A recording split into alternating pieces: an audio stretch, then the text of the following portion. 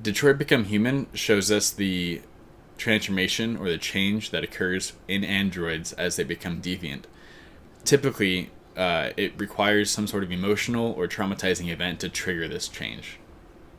As you play through the game, you'll come across a lot of androids that have become deviant. Many of them have like lost their minds or like their solid state drives or hard drives, whatever kind of storage we have in 2038, I guess. But most of them are off their rocker. They're like painting and scratching and chiseling the phrase rA9 on walls and floors and ceilings and anything. But what is rA9? Throughout the game, you'll play through, but it's just never really explored. We get a small hint at it from Kamsky. He says that rA9 is likely the first deviant android, the one that spread this phenomenon to the rest of the androids. Connor throughout the game is always asking like, who is rA9? When he finds a deviant android and captures them, he asks them like, who is rA9? Where are they? And they never answer. They just say rA9 will save us. And Connor thinks that rA9 is a single person, and that is probably the most logical guess. But that's not guaranteed, right? So after the end credits rolled, I sat in my blue chair over there, and I was in shock. I love the game. I thought the game was so good. And after a few minutes, I like wiped the drool off my lip and like brushed my goldfish crumbs off my shirt, and I began to think, who and what is rA9? And I think I've got it figured out. While all of our playable androids can become deviant, there were deviant androids way before we saw Kara break through her programming at Todd's house, or Marcus break through his in the android dump, because apparently that's a thing. So there were androids who were deviant before our characters. We saw one named Daniel in the first like 2 minutes of the game. He was the one that was dangling the small girl off the edge of the balcony. Let's see, there was the HK400 housekeeper android that murdered Carlos Ortiz, as well as Ralph, who is the uber creepy WR600 gardener android that was missing like half his face and tried to feed Alice a badger or whatever. Then there's Rupert, the WB200 worker that he chased through the fields. All of Zlatko's creatures that he created, the blue-haired Tracy and brown-haired Tracy, were both deviants. They were both WR400 androids. There was the collective Jerry, who worked at Pirates Cove and were just way more effective at being creepy than they were at actually maintaining, the park. The JB300 broadcaster android, Andy, the JB100 android whose lover Mary died in his arms at Rose's house in the back in the laundry room. And Carl not only could live, but got a new caretaker? Huh, I should probably play this game again. So long story not so short, there were deviants way before our characters changed themselves. I'm hesitant to tell you who I think rA9 is, partly because some of it is obvious, and because some of it is just kind of silly. But let's just see. I believe that rA9 is none other than all of our androids that we've been playing through the game as, like Marcus, Kara, and Connor. Those three specifically, I think, are rA9. I know what you're probably saying right now. You're probably saying, hey, you just spent the first part of this video telling us why they can't be rA9 because there were deviants before those characters became deviant themselves. And you'd be right. I did just say that, and that's why I was saying it's kind of silly. So how can they be rA9? Well, let's take a look. If you take a look back at the video titled Kara, the Quantic Dream released back in March of 2018, it's made pretty clear, like a baseball bat to the head type clear, that who we're seeing in that video is none other than the same Kara in Detroit Become Human. They're both AX400 androids. They talk the same, they act the same, they look the same. It's the same person. They're both named Kara. It's Kara, right? It should be obvious. And in this video, she shows like definitive symptoms of deviancy.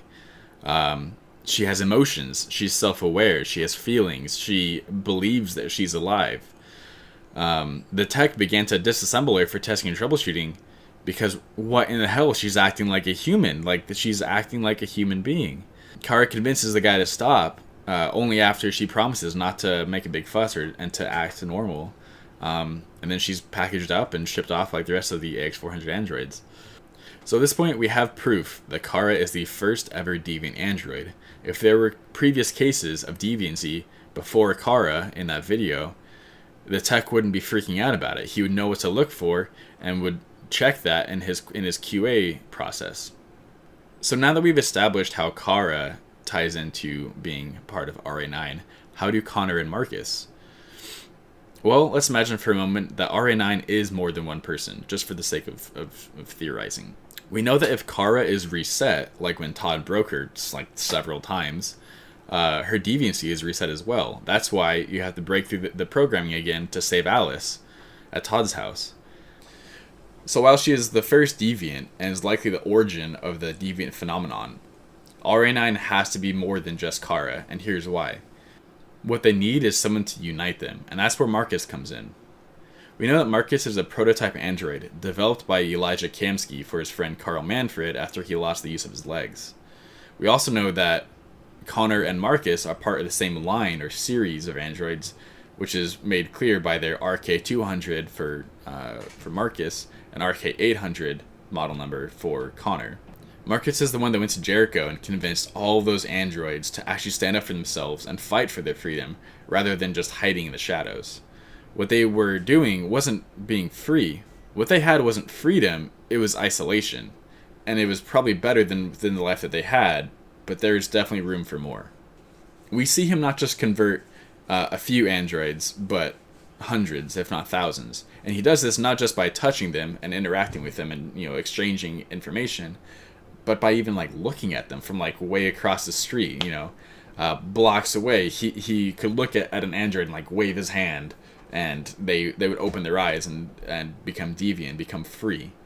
So Marcus is obviously the figurehead of the android revolution. He's the one on camera broadcasting his message to the world. He's the one that can convince others to see his line of reasoning and see that androids are alive and are more than just a household commodity. But Connor's role in rA9 is a bit more dubious. At first glance, he seems to be the one opposing the deviant phenomenon. He's the one who hunts down these androids and sometimes can kill them, or at least arrests them and turns them into the humans in the police department. So how exactly does he fit into this puzzle? Well, just think about it for a minute. I think that he has the option to be as important, if not more important than Marcus, to the android revolution. If you as the player chose to do so, Connor can infiltrate the CyberLife Tower and free like thousands upon thousands of androids fresh off the press. He then sends them to join the march. He also has the option to help the cause by enlisting the aid of Hank Anderson, the senior lieutenant in the DPD. At Jericho, when Marcus runs back to save North from the soldiers, Connor saves Marcus. He runs up and shoots the soldiers who were getting ready to kill him. So Connor is responsible for not just increasing the number of resistance fighters exponentially, but he also saves their leader, the figurehead, the one who inspires everyone, as well as enlisting the support of the DPD. Lastly, if you wanted a bit of physical evidence, look no further than the last page of the Japanese version of the online user manual for the game. After clicking through to the last page, you'll notice in the bottom left of the screen, in very faint letters, is the phrase rA9. Upon clicking on it, you're taken to a pretty creepy looking page that has rA9 written all over it. If you look closely, you'll notice that in the lower right hand part of this page is the line secret with an arrow pointing to rA9. If you go to the URL up at the top and you change the word secret to rA9 in all caps, you're taken to another page which is very similar to the ones found in the online manual we just flipped through. If you take that line of text and translate it from Japanese to English, it says, "Thank you for finding us." And what's at the bottom of this page? The model numbers AX400, RK800, and RK200, the same model numbers of our three main protagonists. Now, you can take this all for what it's worth, which is, a couple hours of my time and some lost sleep. Because at the end of the day, it's just a theory. Wait, that's not my line. Shout out to Reddit user 373sono for pointing out that user manual part, which is really cool. If you like this video, make sure to hit subscribe at the bottom and check out my other videos where I talk about Undertale and my review for Detroit Become Human. Thanks for watching.